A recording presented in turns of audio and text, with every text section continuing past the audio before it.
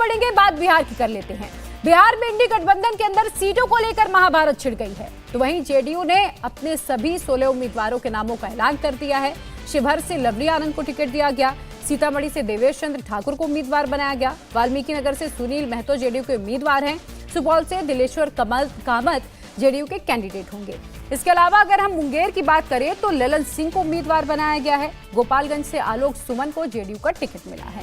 इस बार बिहार की 40 सीटों में से 16 सीटों पर जेडीयू चुनाव लड़ रही है और आज इन्हीं 16 सीटों पर उम्मीदवारों का ऐलान हुआ है।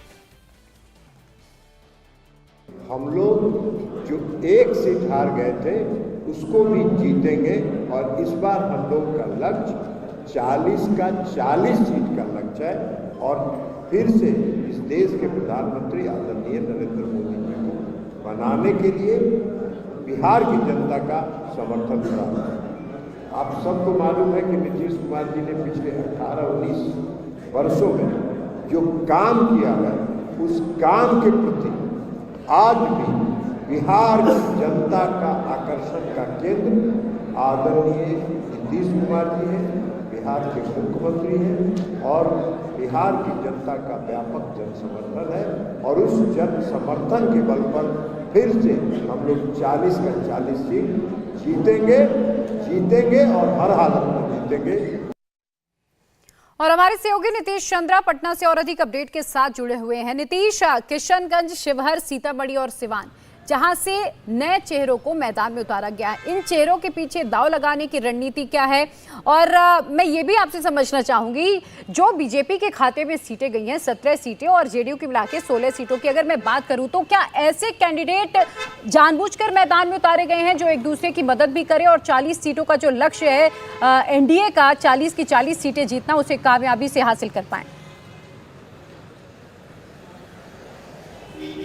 जी हाँ, बिल्कुल। सामाजिक समीकरण की बिहार की राजनीति में बड़ी अहम भूमिका होती है और इसलिए इसको पूरा ध्यान में रखा गया।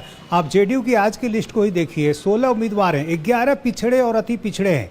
इन दोनों की आबादी यदि जातीय गणना की आप रिपोर्ट देखें तो करीब 63% है और टिकटों के बंटवारे में आप देखें तो करीब 75% टिकट जो हैं पिछड़ों और अति पिछड़ों को दिए गए। तो साफ है कि जो सोशल इंजीनियरिंग है उसको ध्यान में रखा गया है और चूंकि अब एनडीए के दायरे में कई ऐसे चेहरे हैं जो अलग अलग जातियों का प्रतिनिधित्व करते हैं, मसलन उपेंद्र कुशवाहा हैं, जीतन राम मांझी हैं और फिर बीजेपी तो है ही। तो इन सबों को मिलाकर देखें तो एक बड़ा जो गठबंधन है वो हर जाति समूह का प्रतिनिधित्व करता है।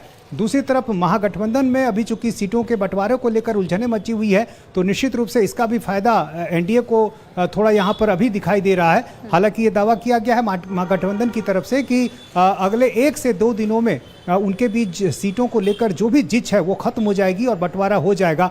रही बात उम्मीदवारों की, तो बहुत ज़्यादा प्रयोग जेडीयू की तरफ से नहीं किए गए हैं। बहुत अधिकांश सीटों पर, लगभग सभी सीटों पर पुराने चेहरे को ही उतारा गया है। सिर्फ 4 सीटें ऐसी हैं जहां नए चेहरे हैं। और जैसे यदि सिवान की बात करें तो वहां कविता सिंह जो थी वो पार्टी के कार्यक्रमों में भाग नहीं ले रही थी, उनको लेकर नाराजगी थी, पार्टी के नेतृत्व भी उनसे नाराज चल रहा था और इसलिए एक पुराने जेडीयू के विधायक जो अभी उपेंद्र कुशवाहा की पार्टी में थे उनकी पत्नी को वहां से टिकट दिया गया है। इसके अलावा यदि आप शिवहर की बात करें तो शिवहर की सीट जो है वो पहले बीजेपी के पास थी लेकिन इस बार वो सीट जेडीयू को दे दी गई है क्योंकि आनंद मोहन अपनी पत्नी लवली आनंद को वहां से चुनाव मैदान में उतारना चाहते थे। और यदि देखिए कविता सिंह जो कि सिवान से जिनको नहीं मिला है टिकट, वो राजपूत जाति से आती हैं तो उसकी भरपाई जो है वो शिवहर में हो रही है। लवली आनंद राजपूत से जाति से आती हैं, आनंद मोहन राजपूत जाति के एक बड़े नेता माने जाते हैं। तो इस तरह से हर जगह इन सब बातों को ध्यान में रखा गया है। किशनगंज में भी जो पुराना प्रत्याशी था उसको बदला गया है। मास्टर मुजाहिद जो जेडीयू के विधायक रह चुके हैं पहले और क्षेत्र में काफी सक्रिय रहे हैं पिछले कई सालों से, जब से वो चुनाव हारे हैं तो उनको मौका दिया गया है। तो हर जगह जहां जरूरत हुई है, जहां आवश्यकता महसूस हुई है वही बदलाव किया गया है, अन्यथा अधिकांश जगहों पर पुराने चेहरे को उतारा गया। बहुत शुक्रिया नीतीश आपका तमाम जानकारी के लिए।